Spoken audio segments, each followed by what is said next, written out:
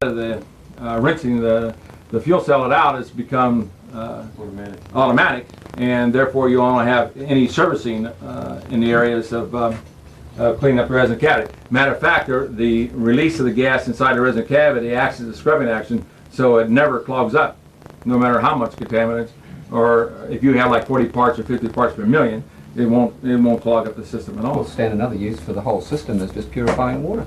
Yes. You can just use it to purify water and get heat as well. Yes, and not only that, it also gives us the ability to move into other areas of the technology. Can I just interrupt here? Yes. What happens to the heavy water content? The heavy water content. Well, all water has a heavy water level.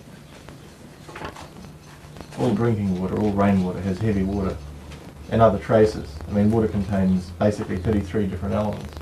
Okay, those elements or contaminants in the water remains in the fuel cell. So not only is the water fuel cell a phenomenal water purification device, it's also an extractor. So if you have elements like iron or nickel or whatever you have in there, it also could be extracted out of the water. I'm talking about just pure water, and its purest sense, it still has 33 different components. Well, if those contaminants are there, it would still remain within the fuel cell, unless you would take it out. Because but hang on, I'm talking about the combinations between the hydrogen isotopes and the oxygen isotopes. What happens to these? You polarize them and break them down? You must do. So that must be a gas component. oh yeah, matter of fact, when we took the analysis of the gas, okay, all the gases coming out for the U.S. patent and the foreign patent office, it was coming exactly 2-to-1, which was absolutely beautiful because it solved all of our problems because voltage was switching off and pulling them apart. Now, if you're going to start talking about heavy waters and getting into the isotope areas, then when you look at the fundamental voltage again, it has a phenomenal event not only to prevent the action from occurring, but it'll just simply pull it apart. Well, now, here in Auckland, what I did is I actually ran a Ford 6-cylinder motor on the water in the lab. What we did is we condensed the water and we took part of that and reintroduced it into the inlet manifold, and a strange phenomena took place. And that is, it started to continue on with less energy input. And I felt that it was the isotopic reaction from the condensed water that's going through a secondary combustion phase. Have you got any comment on that? yeah, I'll comment about that a little later. Okay. You can see he's worked on hydrogen. Yeah. Next factor we did is also the Lord was dealing with me is developing what's called the electron extraction circuit. And this electron extraction circuit was very unique in several areas. We already found out now we can release the hydrogen from water, and its burn yield was 2.5 times that of gasoline. That's National Bureau of Figure standards. That's the NASA's figures, and that's our figures to show a tremendous amount of release of energy. Now, we were going for that we needed to protect the military integrity of the United States and of the Western world. As I was making preliminary presentations to General Bouchard and their technical staff at Wright-Patterson Air Force Base, I said, General, I don't care how sophisticated hydrogen or powered aircraft you have sitting on the runway, without any diesel, without any aviation fuel, it becomes a piece of junk. Now, generals don't like to be told that their equipment is a piece of junk, but it becomes so when you have no form of energy. So it was imperative that we now start to go in areas of developing systems that we could literally maintain the military posture of the United States and the Western world. And of course, I've been in very high-level meetings in England and other countries demonstrating or presenting the technology. Now, as we started to, we found a way of releasing the energy from water very economically. It solved the KISS method and the law of economics. Now we started to go into resonance, as we started pointing out in resonance, hitting the fuel cell in a way that we're now allowing the hydrogen gas to be developed even at a higher rate of production. And we take it now and raise the voltage up to the point that we're starting to ionize the water, the atoms of the water molecules. Now, ionization is where voltage is much like that of your neon tube. When you apply voltage across it, it plucks off the electrons. And so we're plucking off the electrons now of the atoms of the water molecules, and then those atoms have missing electrons will take on a positive electrical charge, and now you've got some negative charge electrons bouncing around in there, and we're now starting to superimpose a physical impact onto the electrical polarization process which now gives us a phenomenal high gas yield over the prior state of the art. Now, since we're going into the ionization process and we are now plucking off the electrons of the atoms of the water molecule, and these electrons are now being injected out of the water molecule atoms, now we're liberating these electrons. We're liberating them. And as a result of this, we're now starting to pull the electrons out of the water. And as we pull them out of the water, if I now put a B plus on this side, and I have a light bulb here, and I start plucking the electrons, and they're moving along the wire here, down here, and as they go into the filament, they interact with the filament, consuming the electron, and in the process, in consuming it, produce heat energy in the form of light energy. Does that violate any laws of physics? Therefore, I am now producing electrical energy as a byproduct of the process. Isn't that phenomenal? Gee whiz. So you got some spare electrons coming off of the system that you can utilize for heat production. Right, so I'm pulling off electrons. I want to destabilize now. Okay, now I got an economical way because all I have to do is up the voltage. If I increase voltage, I increase hydrogen gas yield, right? So I've now solved the second problem in NASA, being able to produce the gas in demand. But I need even higher energy yields in order to be able to get it into aviation industry, to get it in to protect the military integrity of the countries. So the key was that I wanted to also produce electrical energy.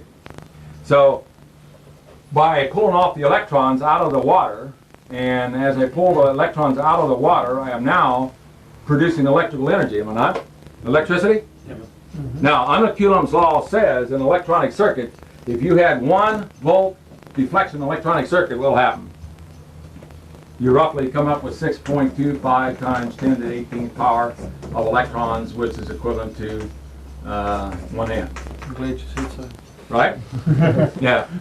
So theoretically then, if I use water as the source of the electrons, right? If I would apply 100 volts across that light bulb, theoretically speaking, how much amps would I be able to pull out of the system? 100 tons. Well, it'd be 100 amps, right? So at 100 amps, 100 volts times 100 amps gives me what? 10 kilowatts of electrical energy. Hell of a lot. Isn't that amazing? So you just need to produce your gas. You don't even need an alternator to get your electrical energy. Right. I don't need any mechanical rotating device whatsoever. What happens to the gas that has the electrons pulled off when they're recombined? What happens to how do the electrons get back on the gas? Well, Back to form the water. Okay. You can come up here, and the gases can come up here to a ground sink that can take electrons back in from the ground, right? And the law of physics, if I got an oxygen atom here that's got 3 missing electrons, all right. So therefore, I can suck it out from somewhere. Yeah, I can suck it off from the ground of Earth to bring it back to stabilize. But I really don't want to stabilize it. You want a Okay, perpetual movement.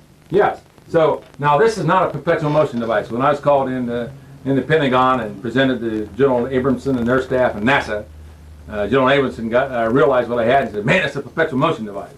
And I said, "No, General." I said, "It's not. It's a perpetual motion is defined as a device that will last for eternity, and there's nothing that man's ever made that will last for eternity. It does not define power input versus power output."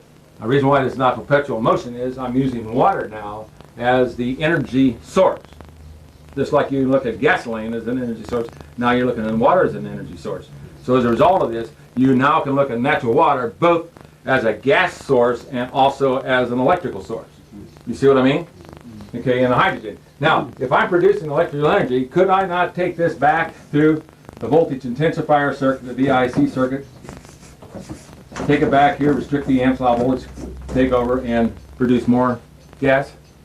So I now have a self-sustained oscillation system that just as when you fire it up and you're firing the system, it goes until what condition? Until there's no more water in the cell.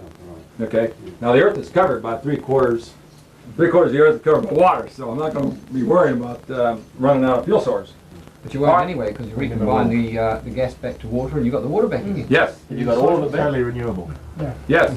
Do you get all of it back in this process? You get all of it back. Yes. So it's only when you go to the atomic condition that you don't get it back. That's right. That's right. Okay, now. So how would the heat loss affect that, though? If you got to some degree a heat loss in the process, will that not affect your system overall? Well, now you get into conservation of energy. You can't convert energy into mass, mass into energy. Okay, we get into the areas that where what energy is now sustaining the electron in its outer orbit in an atom, and that energy to maintain the orbit of electrons is coming through the nucleus, which is the component parts are geometrically arranged in a way that acts as an aperture that it absorbs energy from another dimensional zone. Thank you. Good one. Thank you. Yes, and so when they ask us where's the energy coming from, well, It's coming from infinity. Yeah. That's Yes. where it's So coming from. basically, what they're looking at here, what you're looking at is not only resonance, but the principle of the octave principle. In other words, you've got another octave of energy above the physical one, which can be tapped into when you're resonant with it. And that's yeah, what absolutely, and that's where you go in and adjust the component parts inside the nucleus that opens the aperture up to allow the energy to come in. So you're using a fourth Okay. dimensional, this is fourth Would be, dimensional it would stuff be. as well. Yeah. That's very I mean, great. I don't know whether No, it's yeah. dimensional, it could be anywhere. Yeah, yeah. Remember when I said a little earlier, I said that the technology is only limited to the imagination to put it to work. Yeah. So when you look at it that way, we got it made. All right, now I need to power the aircraft. I need to get the aircraft carriers going. We need to be able to sustain aviation industry, and we need to be able to have energy to maintain the industrial plants. If we can't have a sufficient amount of heat or energy quickly to maintain the steel mills will not come in. So it was imperative that I would develop the technology in all areas of the economy. In other words, what good would it be to develop technology to put it as a home heating system, or put it in your car and I can't get it to the trucks? If I can't get it to industry, I was pulled in a closed-door meeting in Columbus, Ohio, when the Columbia gas system informed the industrial leaders of Ohio that their gas was being cut off. Well, I saw some of the richest, most powerful industrial leaders of the state popping pills and thought they're going to have heart attacks. Because what Columbia gas system told us was that without fuel, go home and tell your 2,000 or 3,000 employees to close the doors because you had no energy to make a product. And if you can't make a product, you can't pay your bills, right? And if you can't pay your bills, you're hurting because the bigger you are, the faster you're going to fall. So the industrial leaders were very shocked, in fact, because Ohio imports over 95% of natural gas into the state of Ohio in order to try to maintain its industrial base. So it became paramount that we must go into other areas in order to sustain the economy. And this is why the hydrogen fracturing technology came into existence. Now here we're economically releasing the hydrogen and oxygen atom from the water. We have now developed a way that we can economically produce electrical energy at the same time, which gives us the effect now to have a self-sustained oscillation unit to even develop energy for a rocket engine. Now we want to take it to that and operate that of an F-18 or F-16 and fly it off the atomic power of water. It was like making the presentation at Wright-Patterson Air Force Base. Shortly you're going to have an aircraft, and you're going to call up the nickname it the scooper, that's going to go down there and scoop up the seawater. And imagine taking 100 or 200 tactical aircraft that have an unlimited energy source. They can go on a full armament and go anywhere in the world, and no country would be able to defeat it. And he wasn't interested, right? Oh yeah, sure. Is it true that the Stealth can fly underwater? Yes. Yes. Fly underwater. It flies with water. I don't know underwater yet. It's possible with the technology, yes, that it could go underwater. Off Hawaii there, some witnesses saw the thing emerge out of the water. Yeah, Restricted matter of fact, I've developed what's called hyperdrive technology on this. It's an underwater jet engine that has no moving parts, but produces phenomenal amounts of power under pulsing and uses the seawater as the fuel. So now you got a way of propelling underwater and just come right up into the air. So yes, that technology is now available. All right, now we're getting to the point that we want to be able to produce even larger amounts of energy and do it in a safe manner. Now, when the hourglass effect occurs on the water nuclear power plants, and scientists started to go towards hydrogen fusion as an answer to the energy problem. And in the process of trying to do this, one process was trying to be developed by Livermore Laboratories, by which what they would do is take hydrogen atoms and subject the hydrogen atoms at a tremendous amount of pressure, under a tremendous amount of temperatures around 10 million degrees, and then try to squeeze together to form helium and release energy. Under Einstein's equation, energy equals mass times the square of light. Energy equals mass times the square of light. Okay. Correct? Huh? Is that correct? Well, that's going to be correct this far. It's a third-dimensional concept. Yeah. Okay, now, I just wanted to hear his impression of it. So I've got my thoughts. yeah. Okay, we'll go on with it though. It's correct at this point. He's teasing you. Yeah, because we talked about the aperture effect of bringing in energy from the other fourth dimension, one then that supersedes this. And Einstein did not equate that. Okay. He only equated it in the terms of the velocity and the intensity of the light, photon energy. Okay, now, what was I talking about? Okay, the hydrogen fracturing technology. Now, bear with me a little bit. I'm going to get a little bit technical. That when you burn hydrogen and oxygen in the burning process, as the unlike atoms, the hydrogen and oxygen atoms are coming together, it's releasing energy around 2.5 times that of gasoline. It's tremendously powerful, all right? But now that energy is only released up until the time that the water molecule is formed. Is that not so? Now once that water molecule is formed, it goes into stable state, does it not? Yes. Okay, now once it's gone into stable state, no more energy is being released. Now we know that water is the safest storage medium for man that we know of, right? Can we not take water and go out and dust out a fire? Yeah. Okay, but you release the hydrogen in the water because it's a phenomenal fuel source under this type of technology. All right, now we developed the hydrogen fracturing technology, and the Lord simply asked me to question when I was addressing this problem. He says, what happens if the water molecule would not form? Well, it's obvious that the process would continue to release energy up until the time either that a new atom structure is formed or that an implosion effect would occur to release a phenomenal amount of energy. Now, Einstein pondered for many, many hours and days and years over how to trigger the release from water. He knew, in fact, and stated, in fact, you can take a 1,000-car train around the Earth many, many, many, many times on 1 gallon of water if you could figure out how to release that energy. And the only problem was he didn't go to the right source. He just didn't ask the Lord to show him how to trigger the process, even though his equation showed, in fact, it could be done. All right, tremendous energy. All right, so the scientific question was, what happens if you prevent the water molecule from forming? Well, if I can prevent this from forming, then I have the abilities to tap in and use a phenomenal energy source, free and safe in many respects. It's a triggering process. Now, as I pointed out, like Livermore Laboratories had gone to hydrogen fusion areas, their process is like the alchemists going over and watching the students, and they were mixing up a chemical, and so the alchemist asked the students, what are you doing? He says, well, we're trying to come up with a chemical to dissolve anything. So the alchemist asks and says, well, when you find the solution, what are you going to keep it in? Well, Livermore Laboratory, when you find the solution, what are you going to keep it in? You're going to keep it in a gigantic electric magnetic field. It takes a tremendous amount of energy. And if that magnetic field would vex in any way, you'd have a greater problem 3 Mile Island ever dreamed of having. Well, they did also demonstrate cold fusion in the laboratories. And it was called the muon process. And the muon process was that this was the hydrogen atom. And what they did was to take the hydrogen atom, they now fake the hydrogen atom to accept a muon. Now the muon is twice the mass size of electron, but takes on the characteristics of electron. And so they trick the hydrogen atom to accept the muon, and as a result now would reject its natural electron. It would reject it. And once that happens then the muon would decay, and as a result of its decay, it now decreased mass, and as a result you had a higher energy yield. And this was phenomenally demonstrated because the energy that was holding this electron in its outer orbit says, and under the law of physics says everything's got to reach a stable state, right? So once that happens, then that energy is being released, and it's being released fairly safely. But this is a Cadillac idea.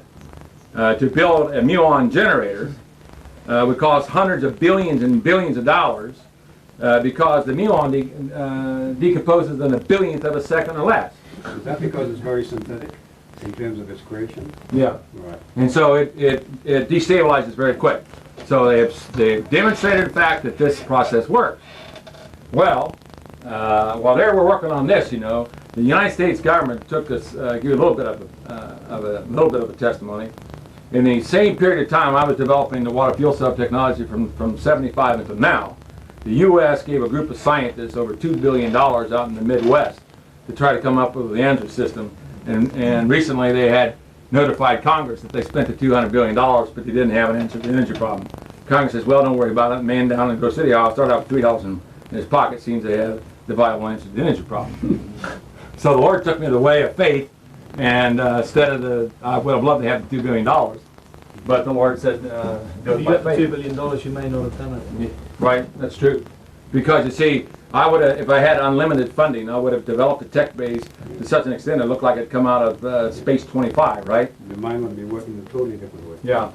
Okay, so the key was, how can we duplicate this thing in the muon process, but do it in a way that was very safely? So what the Lord had shown me was, number one, that in the process, that I need to stabilize and prevent the water molecule from occurring.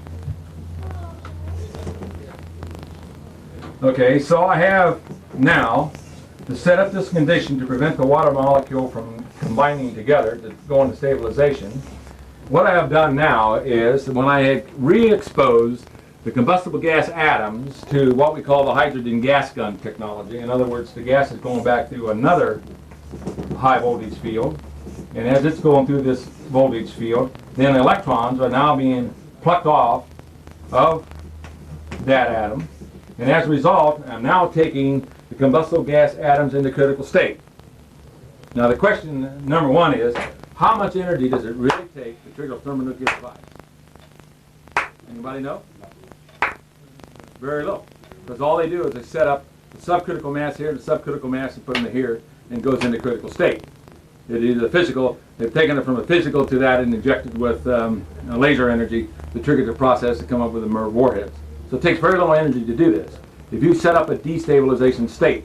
So what I'm doing now is take the combustible gas atoms like the hydrogen atom and re-expose it to a high voltage field to ionize that oxygen atom. Now, to aid the process a little further, You're ionising the oxygen atom. right, well, I can do it with the hydrogen too.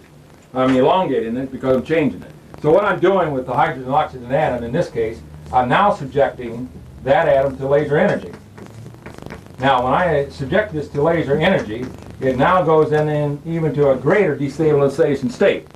So I'm now taking it in a subcritical state, have I not?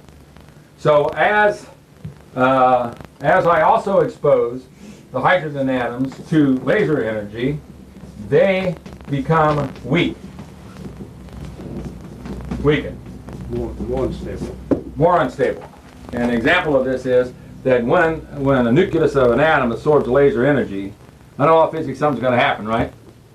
So what takes place is that the hydrogen electron now starts to move farther away from the nucleus, and as it does this, the electrical attraction force becomes weaker. So she and I, no. Yeah, she and I are out on a basketball court. And she's the hydrogen atom, right? Now I've just zapped her with laser energy. Zap. And since I zapped her with that, she has now become into the weakened state.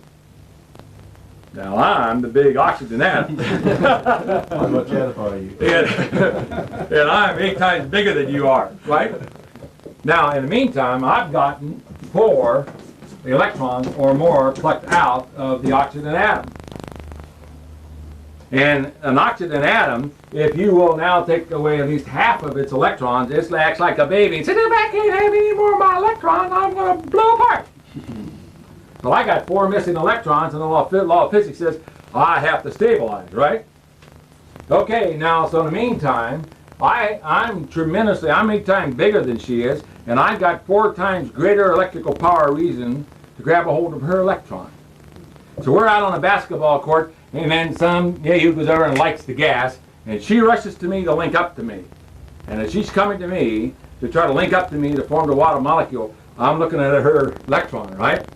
Now when I grab a hold of the basketball, which is her electron, who's going to win out, me or her? You. I'm going to win out. And if I win out, is she any more a hydrogen atom? No. No, you're a measly little proton. And all that energy that's in your nucleus, you got to release. And so it starts to release that energy that's been stored in that hydrogen atom because I plucked out the electrons. Since this has now been exposed to high laser energy, and it's in a destabilized state, it can't form the water molecule.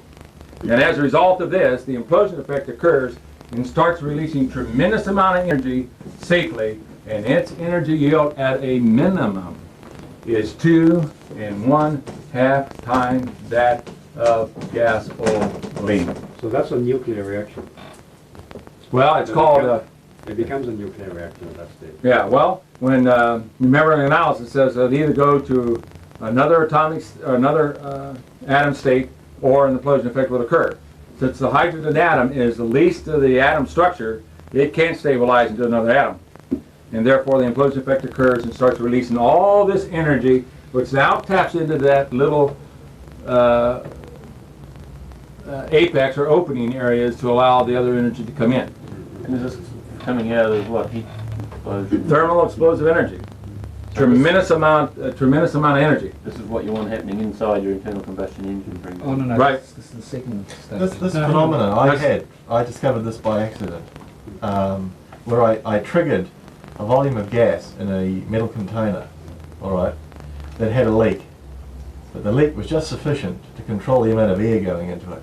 And that thing heated up to super red hot before it exploded. Yeah. Stan, could Well, I this- just ask a question there for a minute? Yes. If you could digress. Could you quickly explain to us what happens in different terms? Because it's the same effect, I believe, in a nuclear explosion and what you're doing there now. We deal with the same kind of concept. No, it's entirely different. On thermonuclear, you're dealing with like the billiard ball effect, that you're trying to bombard the nucleus, the nucleus to knock out its components. But you're still Okay. tapping It's into an that energy explosion. source. The key, Well- the fourth dimensional source, as you call it. Well- It still comes into it, doesn't it? Well, no. This is a triggering process. All right, we're using voltage to set up the destabilization, and we are triggering it. Now, for an example, scientists were ignoring when they were looking at hydrogen fusion that 1/3, or the sun, is composed 1/3 of oxygen atoms. Now, in a particular process, these atoms have certain native intelligence to them. Just like humans have intelligence, animals have intelligence, so does atoms. And the oxygen atom has a very unique intelligence over any other atoms. What is it? It has the unique intelligence to trigger and release thermal explosive energy from other atoms. What proves that out? Well, in the gas combustion process, Yeah, of course. would need the oxygen atom to accomplish the task. That's the only oxygen atom that has that capability. Captain, what's All right, now let's look at it another way, and then I'll go back. I think you called it an implosion, where a nuclear reaction is an explosion. And also Yeah, release you're the electrons. fragmentizing. You're actually trying to fragmentize. In this one, you're not trying to fragmentize. What else do You're we looking want? for the triggering mechanism to I was looking increase at mass the density. energy involved rather than the mechanism is concerned. I wonder whether there's a parallel there, just in terms of the energy involved. Well, I never really. Now I'll think about that and give you an answer. Let me go calculate Stan, that. what's left after you get this energy out? What's left? Nothing. There is no fragmentation of particles. It's pure energy. So the oxygen and the hydrogen both disintegrate into pure Right, energy. and then totally consumed. I see. They're totally consumed into pure energy.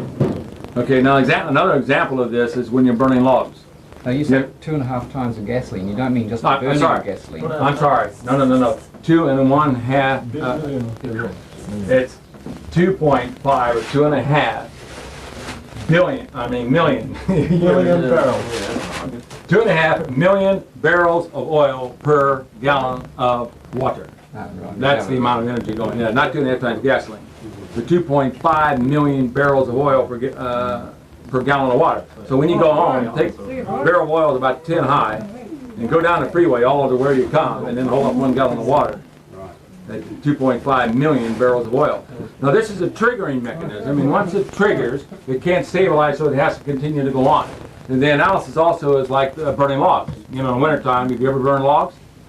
All right, now when you burn the log during the gas combustion process, are you not changing the atomic structure of the log? Yes, you're changing the atomic structure of the log, and as you're doing this, you're releasing that thermal heat energy from the log safely. Now you're releasing that energy up until the time that ash is formed, is it not? You know, as a little kid, my dad said, after we had the nice fireplace the night before, he said, son, it's time to clean up the fireplace. Well, you know, I was about 9 or 10. Well, Dad, what is this black stuff? Well, it's soot. What's soot made out of? Well, it's made out of carbon atoms, right? So the gas combustion process was terminated or stopped when the carbon atom was formed. Now, if you would prevent the carbon atom from forming would not the process continue to go on until another atomic structure is formed? The same analysis is here with the hydrogen fracturing technology, except the hydrogen atom is the least of its technology, least of the atoms, so it cannot stabilize into another atomic structure. It goes on into an implosion effect and releases this tremendous amount of thermal explosive energy and releases it safely. This is why we can literally fly a tactical aircraft like an F-18, an F-16, and fly off the atomic power of water. And matter of fact, we are now retrofitting the technology to an equivalent to a Learjet like the T-39, which will show and demonstrate, in fact, they're doing the exact same thing of flying around the world on very, very little water. Fly through clouds to pick up more fuel. Yes, well, if you so desire to do that. But it's easier to go down and scoop it out of the sea and then go on with it. So this is the basis of the water fuel cell technology, which now gave us the abilities to move in a bilateral movement anywhere into the economy. But I've also taken the technology even to higher states of development. And in the next area was developing what we call the EPG electrical generator technology.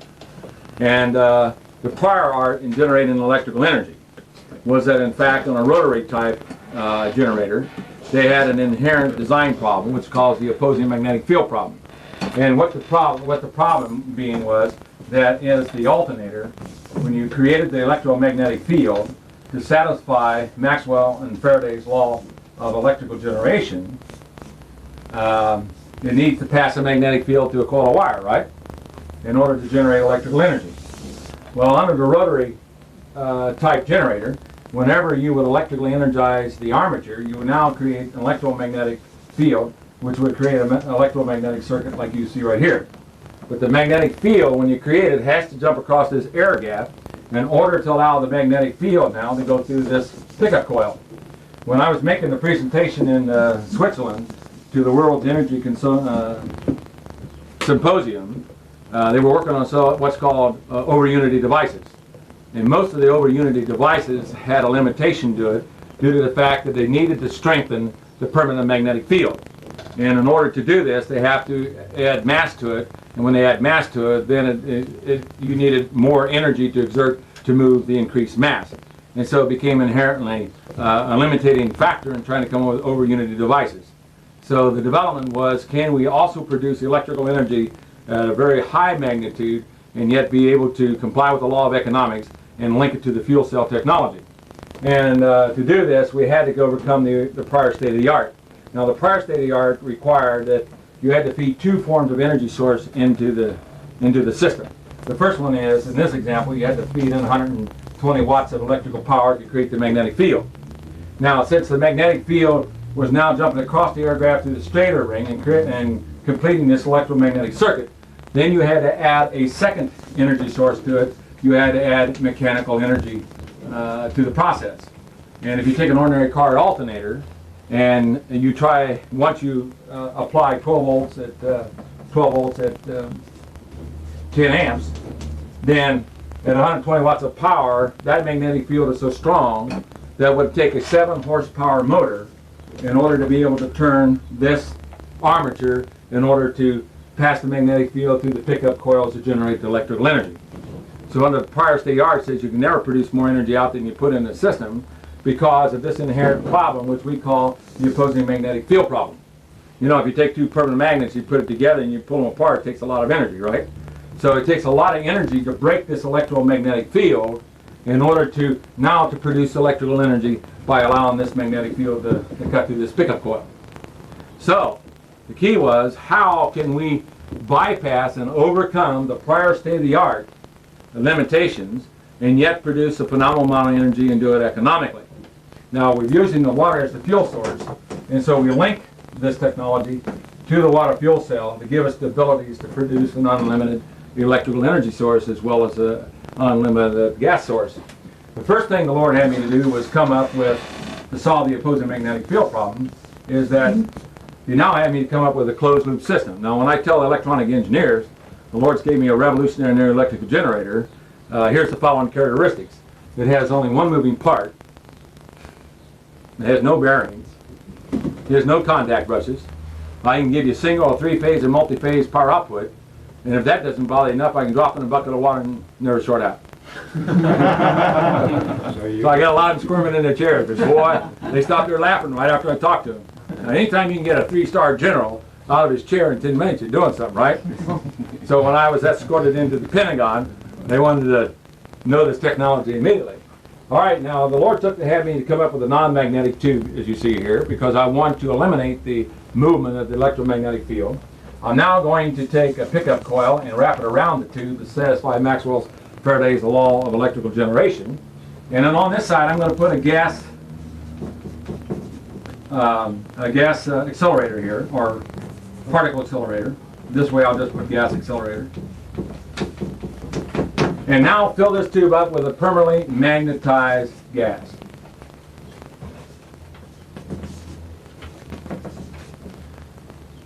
Now, the reason why the EPG electrical generator system was never in existence prior to this time is because there was no form of natural gas, magnetized gas that existed at room temperature. And as a result of that, we had to develop a way of producing the magnetized gas in such a way that we could stabilize it at room temperatures. If we could do this, then we would now solve the opposing magnetic field problem. And when I fill this up with a magnetized gas, this magnetic field now emanates around the non-magnetic tube. Now, General Abramson said to me, if you could show me how you could sustain that electromagnetic field, he said, you got the world's most efficient electrical generator. Well, General, now you're saying this in front of your technical people, not me. And the answer to that question was, I said, well, General, if this chalk was a magnetic bar, a permanent magnetic bar, the magnetic field would go from end to end, would it not? Now, General, what would happen if I would take this magnetic bar now and I extend it around to form a circle without any air gap? Which way would the magnetic field go? It would go around the ring, would it not? Like a toroidal core? And the General got right out of his chair because you realize the only energy input into the system now will be only to move the magnetic field, not to create the magnetic field. So if I would now move it in such a way that the magnetic particles would now pass through the pickup coil and I transverse the pickup coil, would I not now satisfy Maxwell's and Faraday's law of electrical generation? So am I now, breaking the magnetic field? No, the only thing I'm doing is I'm moving the magnetic field through this tubular structure. Therefore, do I have the opposing magnetic field problem associated with the rotor electric generator? Yes, you do. You still have it. Well, from what I'm seeing here, you get it by back EMF created in the coil that's producing the electricity. There's a back EMF. Oh boy, we'll get into discussing that. On a car alternator, for an example, you have 33 turns as an example of back EMF, and we'll get into this in a minute. But on the back EMF, under analysis, if you apply 12 volts at 10 amps across the field of the alternator, and the alternators are stationary, move it. And you cannot move that alternator. I agree. You Yes, get rid of you that can. one. You get rid of Yes. that problem, absolutely. But you still have an opposition to the movement due to the generation. As soon as you start drawing current out of that coil, Yeah, you get opposed magnetic field. we'll go into that. Oppose the gas magnet. Yeah, we'll go into that. So what Yeah, moves you the have. magnetic particles in that tube? Is it the gas accelerator? Pardon? The gas accelerator's moving the Moving the gas. particles Yes, it's a around? gas accelerator moving the part. Okay. That's All right. what sort of gas is it? We'll get into that. That's a long way to Well, go. for a long time, the two things I wouldn't discuss in the seminars back in the States is number one, how do you restrict amps in a dead short condition? I wouldn't tell them the voltage intensifier circuit. When the power structure had come against me to try to destroy me, they couldn't answer that question. And the patent always had that technology for many, many years. And so every time I'd ask them, they said, well, how do you restrict an amps in a dead short condition? They couldn't come up with an answer. You see, I had to invent both the voltage intensifier circuit as well as the electron extraction circuit. And as a result of that, was shown and demonstrate the capabilities of what we can do. Now, in this case, for an example, let's just go on with analysis and then we'll get into the EMF of the coil. If, for an example here, if I would now put a non-magnetic turbine wheel here, and I hook a small little, or hook an electric motor here, the question is, how much energy does it really would take to move the magnetized gas to this closed-loop circuit? It would not take very much energy. It would not take a 7 horsepower motor in order to move the magnetized gas through this pickup coil. Now, since I don't have to take a great deal of energy to do that, how big, if I hooked the electric motor to this non-magnetic turbine wheel, how big would the electric motor be? Little squirrel cage. This would be, right, the little small one. Now I could operate this electric motor by AC power, but if I didn't have AC power, could I use solar? Yep. Now, I'm not talking about using solar cells, banks of solar cells that go cost you $144,000 a piece. I'm talking about 2 or 3 little solar cells that about yay big. Okay, you ever see these little cars going around with the kids play with, solar cars? All right, now if I don't have solar energy available, could I use hydraulics to move the gas? But how about Human power. steam power? Steam power. Steam power, human power? I can use the energy generated by the coil. Yeah, well, we'll get into that. How about wind power? Can I use wind power? Yeah. All right, now I'm not talking about the gigantic windmills like NASA have. You ever seen these popular science where they have these gigantic wind blades and all this stuff? It's going up around 320 feet high. Why do they need these gigantic blades? You need 7 horsepower. Yeah, you need to overcome the opposing magnetic field problem associated with it. Well, now if I don't have the opposing magnetic field problem, So will my windmill leave out like that? Yep. Could I hook it on the front of the car, and as you go down the road, the windmill Yep. will now move the magnetized gas, produce electrical energy, go through the voltage intensifier circuit, restrict the amp, voltage to take over to produce the hydrogen gas to run the car. Could I do that? Yep. Am I defying any laws of physics? No. Okay. So what Why you're would you saying need? is Why that- would you need the hydrogen producing equipment when you can just use that with an electrical motor? Well, we'll get into that too. For an example, it's a known fact. If, for example, an electric motor does not have the horsepower sufficient enough to meet the work demand load of the internal combustion engine, we don't have 25 to 30 to 40 years to convert over to a new power system. No, no. And it must be, we must go to a retrofittable energy source. All right. Now that brings me to another situation. I'm going to get off of this and go back a minute because there's one area of technology that has always been asked. One And then question we'll on go that back. for you, Lee. Yeah. What you're saying then is once you take the opposing magnetic force out of that field, it requires next to no energy to rotate it at all, No, we'll get into that. It's always going to take energy input in the system. but not much. Yeah, but we'll go on even the higher technology. I'll leave this right here and go to the next board here. Which I did not talk about. There's another very important dynamic phase to the development of the water fuel cell, which is primary importance. And this phase is the ability to adjust the burn rate of the hydrogen gas to co-equal the fossil fuels. Now that was the #1 technological breakthrough that gave us abilities to have a retrofit energy systems.